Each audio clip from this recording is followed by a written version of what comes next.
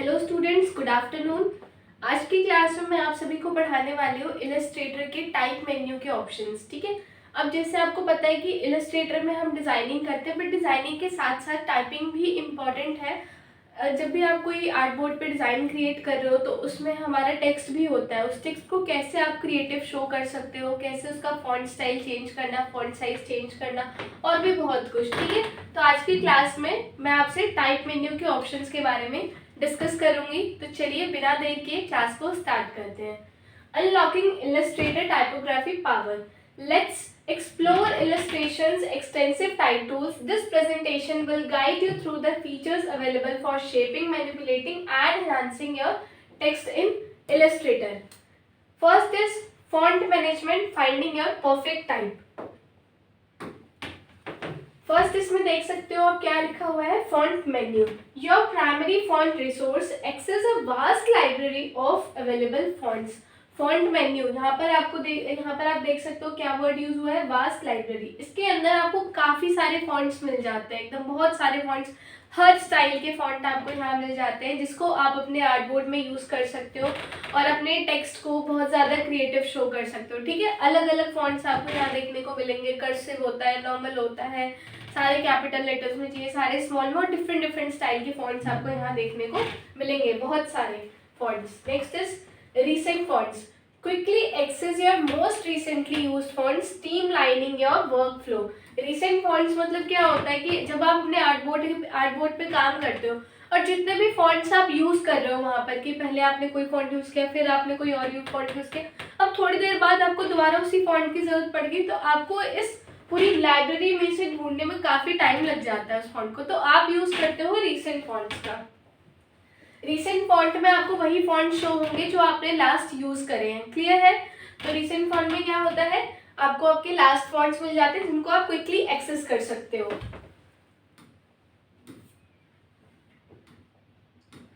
Next है precisely sizing your text. Size list. Choose from pre defined point sizes for quick and easy adjustment. जब भी आप अपने font को select करते हो और उसका साइज चेंज करते हो तो जो उसकी मेजरमेंट होती है, जो उसकी यूनिट होती है, वो हमेशा पॉइंट्स में होती है। अगर आप चाहो तो उसको चेंज कर सकते हो, लेकिन अगर आपको इंचेस में रखना है, सेंटीमीटर्स में रखना है, मिलीमीटर्स में रखना है, तो उसके लिए आपके पास ऑप्शन होता है एडिट मेन्यू के अंदर सबसे लास्ट ऑप्शन प्रीफरेंसेस। ठीक है। वहां से आप इसके मेजरमेंट को चेंज कर सकते हो। तो इसमें आपको दिया जाता है साइज लिस्ट, जिसमें आप पॉइंट में अपने साइज को प्री डिफाइन मतलब डिफाइन करते हो कि आपको किस साइज में अपना फॉन्ट जो है वो टाइप करना है, कौन से साइज में आपको अपना टेक्स्ट टाइप करना है। ठीक है। Next is other option. Enter custom point size for pre size control over your text size. इसमें क्या था, आपको एक ऑप्शन मिल जाता है, इस तरीके से कैरो मिल जाता है, जहां से आप इसको इंक्रीज एंड डिक्रीज कर सकते हो और यहाँ से आप खुद से कस्टम पॉइंट ऐड कर सकते हो कि मेरे को अपने टेक्स्ट का साइज 20 रखना है या 30 रखना है या 40 रखना है। क्लियर है इतना। इसके बाद नेक्स्ट ऑप्शन है हमारा beyond the basics glyphs. Glyphs क्या होता है, ग्लिफ्स का मतलब होता है सिंबल। यस। तो ग्लिफ्स पैनल में discover hidden characters and symbol with in your font. This includes special characters like bullet points, copyright symbols and more.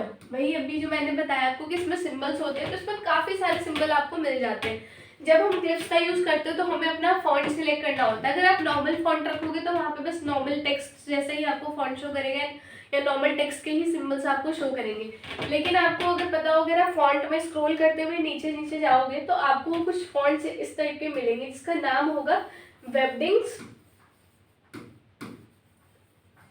Wingdings.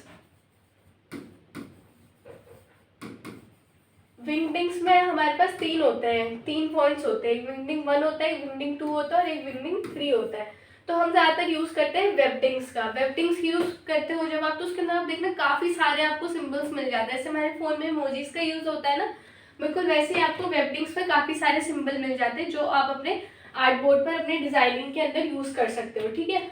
और यहाँ पे हिडन कैरेक्टर्स है। हिडन कैरेक्टर्स का मतलब ये है कि जो हमारे कीबोर्ड में नहीं होते वो आपको कैरेक्टर्स इसके अंदर मिल जाते हैं, ग्लिफ्स पैनल में मिल जाते हैं। Next is finding your character. Select a letter और space in your text area, then open the glyphs panel to browse and insert specific character. How to use, इसको यूज करने के लिए आप आपको जहाँ पर भी अपना ग्लिफ ऐड करना है, यानी कि जहाँ पर भी आपको अपना सिंबल ऐड करना है, जस्ट आपको वहाँ पे क्लिक करना है या स्पेस देना है। देन आपको जाना है ग्लिफ्स ऑप्शन पे, वहाँ पे वेबडिंग फॉन्ट सेलेक्ट करके जो भी सिंबल आपको चाहिए उस पर डबल क्लिक कर दो या फिर क्लिक करके एंटर कर दो, तो वो चीज़ आपके टेक्स्ट के बिटवीन में ऐड हो जाएगी। क्लियर है इतना? इसके बाद we have multi-column text. Creating multi-column text. First is area type option. आपको पता है कि हम नॉर्मल टाइपिंग तो कर सकते हैं आर्टबोर्ड में, ठीक है। नॉर्मल टाइपिंग मीन्स जैसे अभी आपके सामने देख सकते हो कि इस तरीके से टाइपिंग हो रखी है, बस नॉर्मल टाइपिंग हो रखी है इस तरीके से। लेकिन एरिया टाइप टूल का मतलब ये होता है, एरिया टाइप ऑप्शन का मतलब जब हमने टूल्स किया था, अगर आपको याद हो, अगर आपने पीछे वाली क्लासेस को देखा हो तो उसमें मैंने आपको टूल्स के बारे में बताया था और उस टूल में मैंने आपसे एरिया टाइप टूल के बारे में डिस्कस किया था।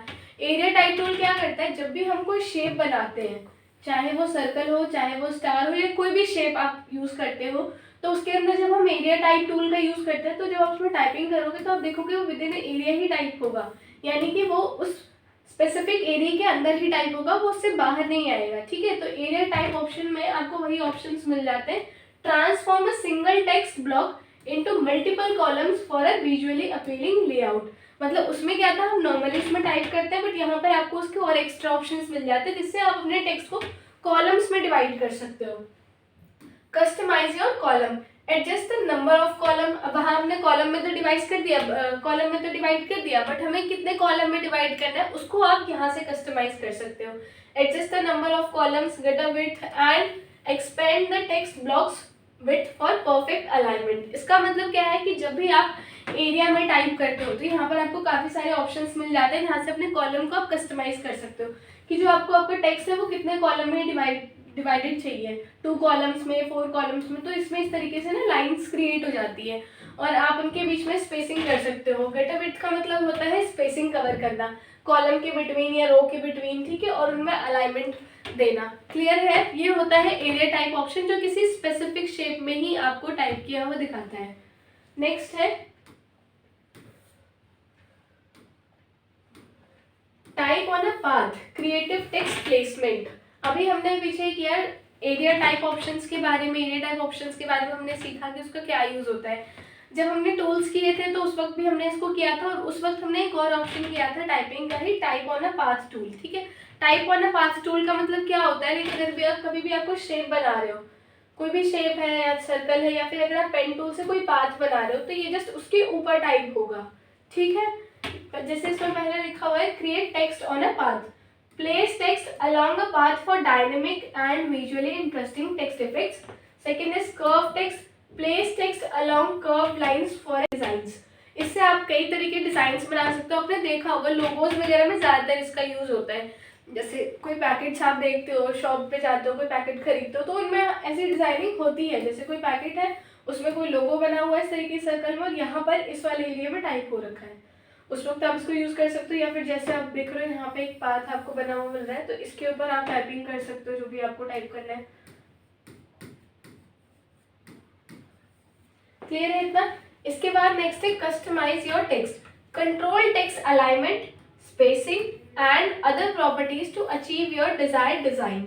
कस्टमाइज योर टेक्स्ट के अंदर आप अपने टेक्स्ट को कस्टमाइज कर सकते हो, उसके बीच की स्पेसिंग को कवर करना, उसको अलाइनमेंट देना, प्लस उसको हम फ्लिप भी कर सकते हैं। टाइप ऑन अ पाथ में आपको कई सारे ऑप्शंस मिल जाते हैं जिससे हम अपने जो भी आपने टेक्स्ट ऐड किया है उसको आप चेंजेस कर सकते हो, उसमें आप चेंजेस कर सकते हो। लाइक उसको फ्लिप जब आप करोगे तो इस ऑफ लाइन ऊपर शो कर रहा है तो फ्लिप होके नीचे आ जाएगा इस लाइन के नीचे और उसको वो अपोजिट शो करेगा। तो ऐसे आपको काफ़ी सारे ऑप्शन इसमें मिल जाते हैं, फ्लिप करना, रेनबो में रखना है, ग्रेविटी में रखना है, तो ऐसे हमें कई सारे ऑप्शन यहाँ पे मिल जाते हैं।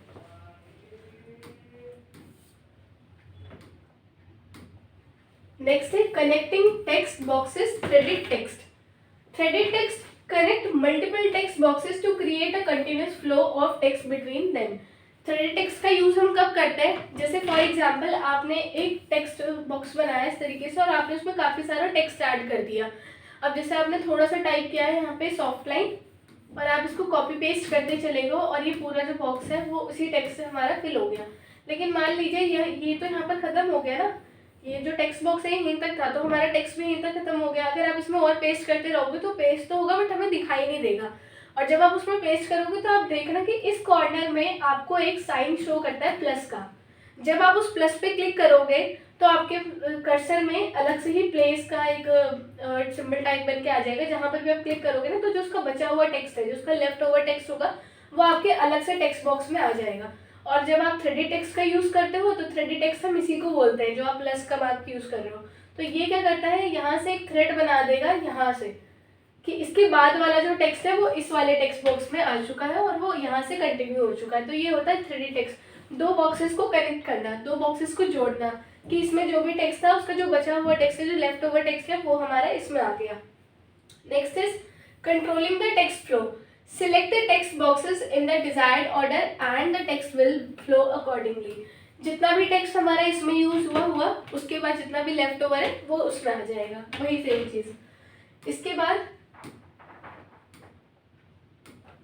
Transforming text into outlines. First is create outline. Convert your text into editable outlines giving you complete control over the shape of your text. Create outline क्या करता है, जो हमारा टेक्स्ट होता है उसमें आपको आउटलाइन क्रिएट करके देगा। यानी कि जैसे यहाँ पर अगर मैं टाइप कर रही हूँ normally,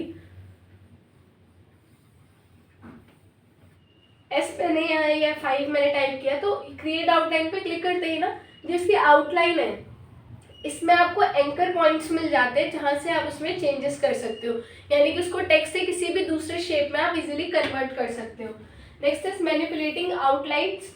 adjust individual anchor points and path within the outline for customize text effect. जैसे आपने कोई टेक्स्ट टाइप किया, जैसे मैंने बताया कि यहाँ पर हमने टेक्स्ट टाइप किया और इसके अंदर आपको एंकर पॉइंट्स मिल जाते हैं। तो जब एंकर पॉइंट्स मिलेंगे तो आप उसको कस्टमाइज करके उसको किसी डिफरेंट शेप में कन्वर्ट कर सकते हो इजीली, और खुद का एक मतलब थोड़ा स्टनिंग सा टेक्स्ट रेडी कर सकते हो for your design.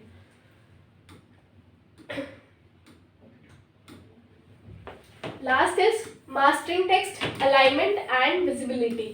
Optical margin alignment ensure your text appears visually balanced taking into account the angles of letter। ये क्या करता है, हमारे जो लेटर्स होते हैं, जो हमारा टेक्स्ट होता है उसके एंगल को देखता है, उसके मार्जिन अलाइनमेंट्स को देखता है। Next is show hidden characters. View hidden characters like tabs and spaces for more precise understanding of your text layout. Show hidden characters क्या करते हैं कि जब हम अपना टेक्स्ट टाइप कर रहे हैं तो उसमें अगर आप स्पेस यूज करते हो या टैब की का यूज करते हो या फिर एंटर का यूज करते हो, तो जब आप शो हिडन कैरेक्टर पे क्लिक करोगे तो आपको सारे हिडन सिंबल शो करता है कि कहाँ पर आपने स्पेस यूज किया है, कहाँ पर आपने टैब यूज किया है, कहाँ पर आपने एंटर यूज किया है। जहाँ पर भी आपने स्पेस यूज किया होगा ना, वहाँ पे आपको डॉट शो करेगा कि आपने हर एक वर्ड के बाद स्पेस यूज किया, मतलब वो उसको डॉट में सिम्बलाइज करेगा। नेक्स्ट है इसमें अगर आपने टैब की का यूज किया होगा तो वहाँ पर वो आपको एरो शो करेगा। अगर आपने एंटर की का यूज किया होगा तो वहाँ पर वो आपको कुछ इस तरीके से पैराग्राफ मार्क शो करता है। क्लियर है? Next is type orientation. Switch your text to a vertical orientation creating a unique visual style. अभी तक हम नॉर्मल टाइपिंग देख रहे थे कि इस तरीके से आप टाइप कर सकते हो हॉरिजॉन्टली, लेकिन टाइप ओरिएंटेशन की हेल्प से हम अपने टाइपिंग के जो भी हमारे टेक्स्ट है उसकी ओरिएंटेशन को चेंज कर सकते हैं। पहले हॉरिजॉन्टल था, देन आपने उसको वर्टिकल में चेंज कर दिया, तो वो इस तरीके से टाइप होता हुआ आपको नजर आता है। ठीक है, तो इस तरीके से टाइपिंग टूल्स जो होते हैं हमारे टाइपिंग मेन्यू में, आपने देखिए कितने सारे ऑप्शंस हैं जिसमें हम अपने टेक्स्ट में चेंजेस कर सकते हैं, टेक्स्ट में इफेक्ट्स ऐड कर सकते हैं। तो आपको काफ़ी सारे ऑप्शंस यहाँ मिल जाते हैं जिसकी हेल्प से आप अपने आर्टबोर्ड पे जो भी डिजाइनिंग कर रहे हो उसमें आप चेंजेस करके उसको और ज़्यादा स्टनिंग ग्राफिक में शो कर सकते हो। क्लियर है? तो चलिए इसी के साथ आज की क्लास हम फिनिश करते हैं। आई होप कि आपको ये क्लास समझ में आई होगी। Thank you so much.